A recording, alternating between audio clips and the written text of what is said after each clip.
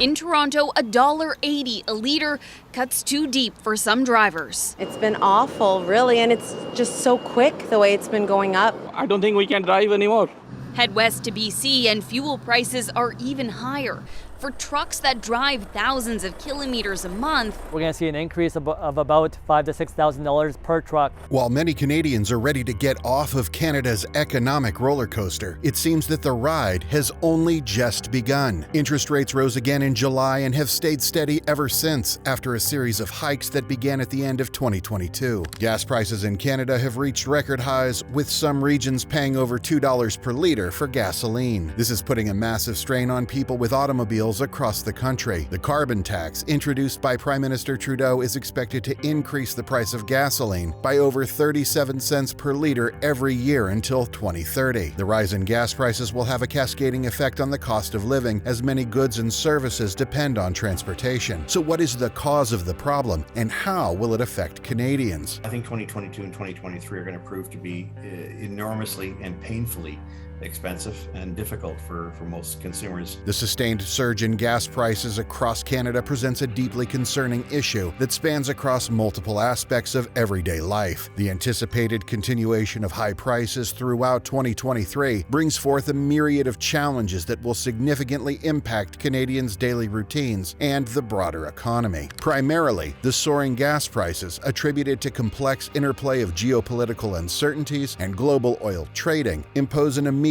financial strain on households. As citizens grapple with exorbitant costs at the pump, the burden extends beyond mere transportation expenses. The elevated prices have a domino effect, affecting essential facets such as heating homes and commuting, thereby escalating the overall cost of living. As gas prices reach record highs, it has a ripple effect throughout the economy. Higher fuel costs means increased production and transportation expenses for goods and services, which will lead to rising prices for consumers. This phenomenon is a classic example of cost-push inflation, where increased production costs are passed on to consumers, contributing to an overall rise in the price level. Consumers find themselves with reduced purchasing power. Their hard-earned money doesn't go as far, leading to a decreased quality of life. People may have to cut back on their spending, limit their consumption, or sacrifice certain luxuries just to keep up with essential expenses. Inflation has several broader impacts on the economy as well. Firstly, it erodes the value of savings and fixed incomes, making it challenging for retirees and individuals on fixed budgets. Secondly, high inflation will lead to higher interest rates as central banks attempt to curb rising prices. This in turn increases the cost of borrowing, including mortgages and loans, which will put additional financial strain on households and businesses. Furthermore, inflation undermines investment in the long run, as uncertainty about future prices makes businesses hesitant to commit to long-term projects. This will slow down economic growth and lead to job losses. While the surge in gas prices is a primary driver of inflation, the implications are far-reaching, creating challenges for both consumers and businesses. To get some perspective, let's have a look at this data from Statistics Canada. Gasoline prices dropped by 18% in May 2023 compared to the high prices in May 2022. However, in April 2023, gasoline prices were still relatively high than what it was 18 months back. In Ontario, there's good news for consumers, as the gas tax break will continue through 2023. The provincial gas tax will remain at $1 per liter, a 5.5-cent reduction from the usual rate. While this extension seems like good news to consumers, it is not going to last long. The recent closure of the Keystone Pipeline, which is responsible for transporting Canadian crude oil to the United States, is a clear indicator of market volatility. The clear representation of this is the recent hike in prices. Gas affordability in Canada has fluctuated over the years due to various factors such as crude oil prices, taxes, refining capacity, and geopolitical conflicts. In recent years, gas prices have been on the rise, and experts predict that they will continue to increase in the coming years. For instance, in 2022, Canadians saw gas and oil prices soar to record highs, and 2023 is not expected to be much different. The price of gas is influenced by various factors, including seasonal changes, weather conditions, increased demand, and the status of oil and gas reserves. Taxes represent the second highest component of the pump price after the price of crude oil. The existence of natural gas resources has led to complacency among consumers who still assume they will always be supplied with gas at affordable prices. In short, gas affordability in Canada has been affected by various factors over the years, and the cost of gas is expected to continue to rise in the coming years. One of the major factors behind the rising gas prices in Canada is the recent decision from the Organization of the Petroleum Exporting Countries to reduce the daily output of crude oil to 1 million barrels a day. This decrease in supply drives costs up and will continue to do so as this cut is rolled out in other countries in the coming months. This is a significant reduction in supply, and if there's no change in the world demand for oil, then the basic economics of supply and demand come into play, causing prices of retail gasoline to go up. Another factor that affects the price of gasoline is the storage for refined petroleum products, which is a concern because there is not a lot of spare capacity. Anytime there's a major weather event that hits refining areas like Texas, California, or Canada, a significant chunk of the refining supply gets taken off the market. Costs are affected by several factors, often simultaneously, which makes them either rise or fall. They include changes in world crude oil prices, availability of supply to meet demand, local competition among retailers, seasonal demand, and inventory levels. The Canadian government takes its share of gasoline sales, and government taxes make up 35% of the overall purchase price, second only to the production. Transitioning to electric vehicles will dramatically alter refueling expenses. The price we incur at gas stations for fuel is significantly affected by the cost of crude oil. Now, the fact that the global economies are all interlinked and the different industries within an economy are interdependent means that when the gas prices soar, it will have an impact on nearly all industries. Transportation, logistics, tourism, manufacturing, and small businesses are all affected. This has a ripple effect on the overall well-being of the citizens. Over the past year, the cost of living has steadily risen, creating financial concerns for many Canadians. A recent survey has revealed that nearly 3 out of 4 people are feeling the impact of rising prices, particularly in their day-to-day expenses like housing, food, and clothing. As gas prices continue to rise, people are looking for alternative modes of transportation, such as public transit or biking. However, not everyone has access to public transit, and some people will have to pay more for gas to commute to work or school. Higher fuel prices will also lead to higher prices for goods and services that require transportation, such as groceries and other consumer goods. The recent surge in gas prices in Canada has the potential to trigger inflation and subsequently affect the standard of living of people. The carbon tax has a huge impact on gas prices, the economy, and the overall cost of living in Canada. The aim is to shift the financial burden of climate change to the heaviest polluters by placing a fee on greenhouse gas emissions and offering incentives to reduce emissions. The carbon tax on a liter of gasoline increased by 3 cents. The fuel charge has risen by 30% from $50 per ton of emissions to $65. This translated to an increase of roughly a total of 14 cents per liter. The planned raise has been implemented in states like Ontario, Manitoba, and Nunavut, Newfoundland and Labrador, Nova Scotia, and Prince Edward Island. The carbon tax also increased inflation. The tax has 2 parts: a fuel charge collected by the federal government and a rebate that returns 90% of the revenue generated by the levy to Canadian households. Consistently, the Parliamentary Budget Officer has said that the citizens do not get nearly as much back from the rebates compared to how much the tax actually costs them. However, the carbon tax will have substantial negative impacts on the economy, including a decline in gross domestic product and the net loss of over 180,000 jobs, even after considering the employment opportunities generated by fresh government expenditure and the rebates allocated to households from the carbon fees. The carbon tax will cost the average family in Nova Scotia $430 more this year than what they get back in rebates, putting further pressure on households. With the arrival of July, a highly anticipated federal policy took effect, targeting the reduction of vehicle emissions while aiming to maintain price levels and keep it affordable. Initially introduced in 2016, the clean fuel regulations encountered various delays and revisions in their development process. Despite encountering political opposition, the new policy garnered support from numerous environmental organizations and industry. Bob LaRocque, president of Canadian Fuels Association, said he wanted to reassure Canadians that it was a good policy, it was a good regulation, and it would deliver significant emissions reductions. But the experts don't have the same opinion. The government of Newfoundland and Labrador was very very concerned about Canada's new clean fuel rules. They thought these rules didn't think about the unique way Newfoundland and Labrador were different, and they would really hurt the economy of the province and the Atlantic region, affecting the people who live there. Consequently, the government of Newfoundland and Labrador requested that the government of Canada delay the implementation of the plan. The clean fuel regulations have been implemented and will have a detrimental effect on consumers. Pay more to fill your tank.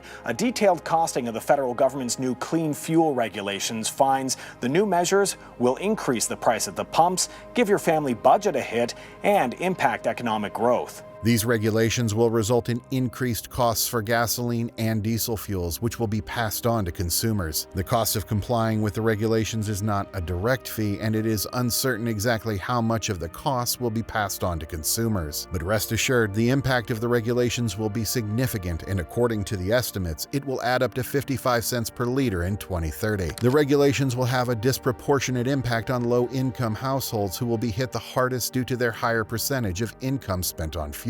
This gasoline crisis in Canada is only adding more fuel to the cost of living fire that Canada is already grappling with. When will Canadians realize that their government's obsession with eliminating fossil fuels through taxes and levies is not only unrealistic, but detrimental to Canadian society? Is going green really worth all the pain and hardship that the average Canadian will have to endure from higher fuel prices? To learn more about how the rising fuel prices in Canada is contributing to the cost of living crisis, check out this video here. And if you like this video, please consider liking, subscribing, and sharing the video. Thanks for watching.